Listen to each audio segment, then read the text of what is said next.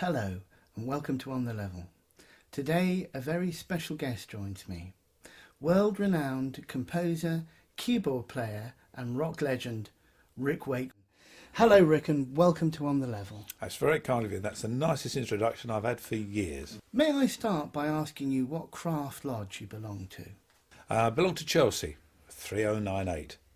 I should know the number off by heart now, as I hear it sort of every week at LOI when we open up. But yeah, I joined Chelsea in 2007. Could you tell me a little more about the Chelsea Lodge? I'll tell you what I know. It's not because it's in Chelsea, which is what a lot of people think when they first hear about the name. It comes from a variety theatre, Chelsea Palace of Varieties, whatever, that sadly is no longer with us. And the lodge was formed by people who performed at Chelsea at the theatre. And they formed it so that they could have a brotherly gathering of their own kind from the theatre. And it spread from that theatre to other actors and other people in the entertainment industry. The theatre, sadly, long since gone, but it still lives on, thankfully, through Chelsea Lodge. There's quite a lot of historical knowledge known about it. And the one thing that is interesting about Chelsea, it has remained very much the entertainers' lodge and people heavily associated with the entertainment business. How did your journey into Freemasonry begin? I've probably got a bit of a weird journey into Freemasonry. The first I sort of knew about Freemasonry was when I was a teenager. My father joined the Brent Valley Lodge of Freemasons. I didn't really know much about it, and I suppose my first introduction was being invited along to a ladies' night, which I can remember to this day was held at the Thistle Hotel at Heathrow Airport. And I met a lot of nice people, thoroughly enjoyed it, and it was really, quite tremendous, really, a lot of fun. My father told me a very small amount about Freemasonry. He was very, very keen, a keen brother. He loved it a lot, and I know that it was an important part of his life. And it was sort of intimated that perhaps after a few ladies' nights and when I was a little bit older, that I would perhaps come into his lodge or learn a bit more about it. But then in 1976, I moved to Switzerland. And at that time, I mean, I know there are lodges in Switzerland, but it was completely forgotten about, to be brutally honest with you. I'm not sure how I would have coped in either German or French. But then in 1979, my father died. And I suppose that was the catalyst of my eventually wanting desperately to become a Freemason. I got a call from a lovely gentleman called Jack Gilmore, who lived next door to my father, who was also a Freemason. And Jack called me at my home in Switzerland, 9 o'clock on the morning, I can remember it, of November the 26th, and told me that my father had died on a railway station on his way to work. I got the first flight I could, and I came back to England, and I drove to my mother's house, a little house in Northolt. And I went in there, and Jack met me at the door, took me into the front room, and he said, "Before you see your mother, I just wanted to have a quick word with you." And I said, "Okay." And he told me that my father had died on East Acton railway station, and that his body had been taken to Hammersmith Hospital. But there were a few things that he'd organised, and he wanted to check with me that I was happy with everything, and that if I wasn't, that anything could be quite happily altered to whatever I wanted to do. He explained to me that he was also in my father's lodge, and there were a lot of friends that my dad had in his lodge, which included an undertaker, would you believe, who was friends with my father, and he was looking after that side of arrangements, already taking it over to save my mother having to be concerned. There's another strange thing. You've got to remember, this is the late 70s. My mother and father had married in the 40s, and it was old school. Mum had her tins with the housekeeping in it for the electric, the gas, the water. She didn't have a bank account, didn't have a credit card. My father gave her the housekeeping every week. Mum made it balance, saved a bit of money, they went on holiday, and that's how it was done. That's how a lot of people's lives were done. And Jack said, of course, now, your father's not here, his bank account is usually it's frozen until everything's sorted out, with the will and that kind of thing.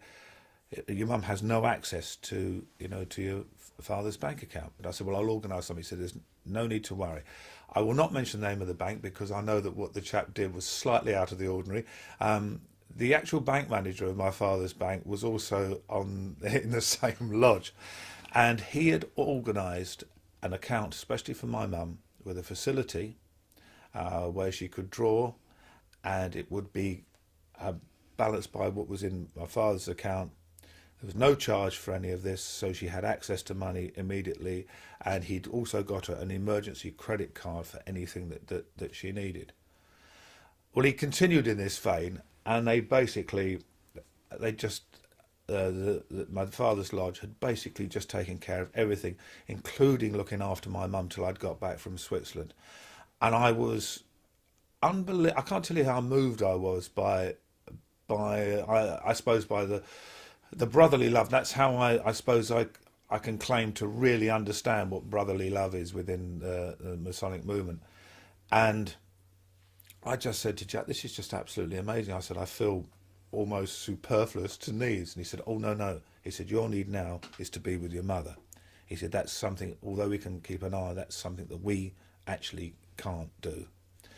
And that's exactly what happened. My mother came over to live on the Isle of Man, and my father's lodge kept in touch with her on a permanent basis. And in fact, when my mother died about 15 years ago, a whole group of them came over to wish her farewell at her funeral, which was absolutely quite amazing. And when I finally came back to England, I was at a Water Rats meeting, Grand Order of Water Rats, and my great friend Roger de Courcy, well known for sticking his hand in a certain orifice of a bear called Nookie, runs a TV, radio and media agency since he sort of cut down the work with the bear. And I am part of that agency for my media work, corporate and radio and TV. And we were coming out of a Water Rats lodge. This would be about 2006, something like that. And he said to me, you're almost a Lewis. You know what? And I said, and I knew what a Lewis was. And I said, yeah, because my father was a Freemason. And I said, how did you know? He said, oh, I went and looked up the old records. He said, and it was interesting. He said, did it ever interest you at all? And I sat down with Rog, we had a cup of coffee, and I basically told him everything that I've just said to you. And I said, I'd love to become a Freemason. But I said, the joke is, there isn't any way you can just walk in and say, excuse me, could I have a membership? Well, I'd really like to be a Mason. I mean, you have to be asked, and it's nuts, really, to some extent. I mean, I know I could see some reasons for that happening, but it does seem a bit crazy. And he said, you'd like to? I said, very much. And he said, I'll get the ball rolling. You need to come into Chelsea. I said, why Chelsea? He said, that's the entertainers lodge, the entertainment lodge. You'll just have an absolute ball. He said, it doesn't stop you joining other lodges at another time, but he said, Chelsea is where you need to start. And I said, fine. So he set the ball rolling. And I went in, and I was asked, after the usual questions, why I wanted to be a Freemason. And once again, I told that same story because I cannot think of a better reason for not wanting to be a Freemason. And I came in the year later and did my initiation, and then did my passing and raising in reasonably quick succession in September 2008. Became Master Mason because I'm extraordinarily keen and wanted to do more, and I knew that my father wanted to do a lot more than he did. And I set a few targets. I wanted to go into chapter because I know that is something that I'd heard my father mention. So I went into Chelsea chapter. I also, which is a slightly different thing, my father was, like me, very interested in heritage and history, and he was very keen on becoming a liveryman. So I spent some time, and I'm a member of the Worshipful Master Glovers. At the beginning of 2011, I became a Knight Templar, which was another bonding, not only with what I want to do, but also with my father at the same time, because it was him who's guided me through all of this, from start to finish. So there's the short answer of how I got introduced to Freemasonry. Has Freemasonry changed your life in any way? Freemasonry has changed my life. There's no doubt about it. I've learnt a lot more about myself, an awful lot about myself. I think one of the things it does is it helps you to, I won't say face your own demons, but face what you sometimes don't know how to face in life, or don't know which is the best way of going about it. What's helped me tremendously is the Lodge of Instructions. I mean, Chelsea is quite unique. We have about 50 a year. I mean, it's literally every week we hold our LOIs, and I probably managed to attend 90% of them. And what is very, very interesting is the more you learn the words, the more you go through it. Every now and then something you go, oh, I get that now. What's interesting is the working tools, and in each of the three main sort of rituals leading to become a Master Mason, the working tools are part of the ritual described to the candidate, whatever you like to call them at the time, and it's only really when you've studied it properly quite a few times that it really actually starts to make a lot of sense. It's almost a eureka moment, and life's going, oh, I get this, even the tiniest little points. And what's helped me tremendously is that I use the tools in my everyday life on how I stand when I'm approaching a project, but whatever it is that I might be doing, how I treat other people. And I find if I treat other people I get treated back in the same way. One thing that's really weird, I never talk to people with my head tilted anymore to one side. I never talk to anybody like that. It's really bizarre.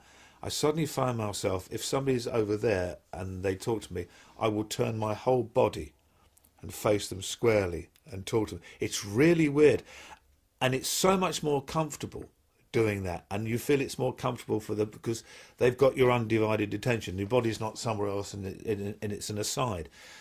So there's a lot of things like that that sort of helped me tremendously.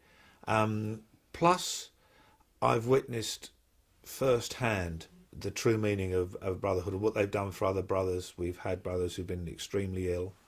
We've had some that have died, and I know that some of the families have been in difficulties. And what they have done to support and help those families is just truly what I know Masonry, is so much all about, having witnessed it firsthand many years ago with my father.